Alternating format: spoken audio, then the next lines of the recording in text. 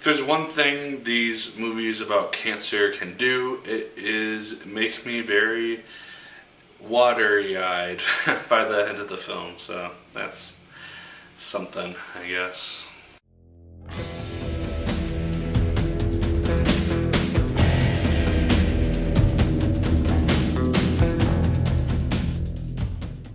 Hello once again, watchers of good movies. My name is Nick Pell, and this is once again coming from my apartment. Now today, we are going to be talking about the film Me and Earl and the Dying Girl.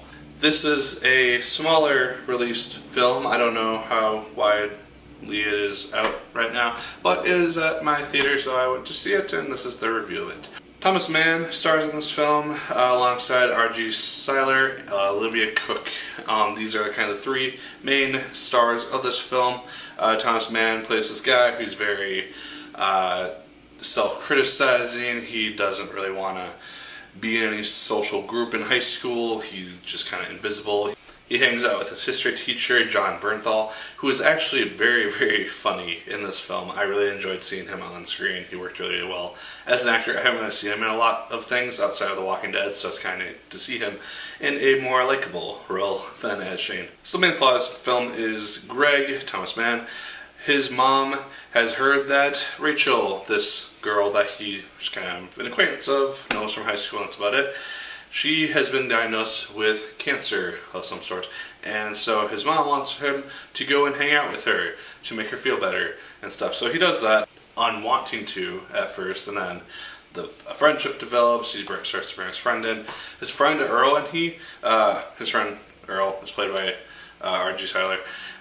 They make these short films together, and they're just kind of parodies of classic films, and it's kind of a cool thing.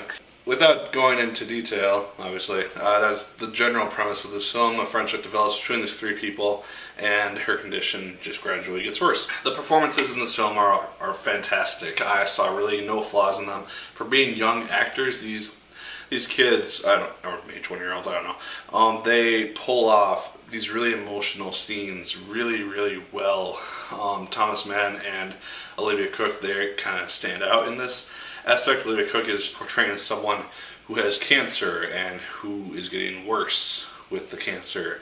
And then Thomas Mann is someone reacting to his friend dying because of this aspect. It's a very cool and powerful performance that these two actors are able to portray, and I like seeing that in this film.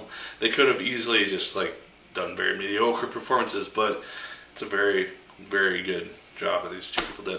Everyone in the cast, like I said earlier, they all did really, really good. There's a lot of kind of just actors and actresses that I recognize in this film, which I wasn't really expecting. I did not know that John Bernthal was going to be in this, and so that was a big surprise, and very happy one as well. The film is a good, realistic look at cancer and what someone goes through with cancer and the people around that person go through with dealing with cancer, and just the fact that they put the cancer into a high school student who is just the nicest person in the world, pretty much, kind of, and it kind of elevates the emotional aspects, so I understand why the film did that. Because they do such a realistic and good look at what it's like to have cancer, it just elevates the emotion for me, and it just kind of creates a very good payoff by the end of the film. It can get a tad slow at times. That's really my only gripe with the film.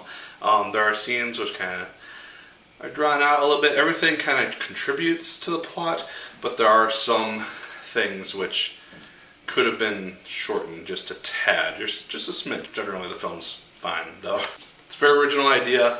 The film is based on a book, which I've never read or heard of, and so that's the origins of this. So I have no idea if it's at all like the book. I assume that it is, since it's getting really good reviews, and I assume people would think that it's good, maybe, I don't know. And then the film's ending ties up everything really, really nicely. The film is introduced in one way, and then it kind of falls back to another. It just kind of it circles around, and it does it really nicely. There's also some running jokes throughout the film, and you see the evolution of these characters and just what they go through over a 6-month period. And I liked it. I really, really liked this movie. By the end, I was tearing up a lot. I won't say why, but I was tearing up a lot at the end of the film. It worked really, really nicely. I can't really say much else without going into spoilers. I will be doing a spoiler review on my blog, which I've started doing reviews on. So look for that in the description down below if you want to hear my more spoiler-esque thoughts on me and Earl and the Dying Girl. But those are my general thoughts on this film. I really did enjoy it. I highly recommend going to see it if you have the opportunity. I loved it very, very much. But those are my thoughts. Let me know what you guys thought of the film down in the comments down below. Did you like it as much as I did? Did you hate it more than I did?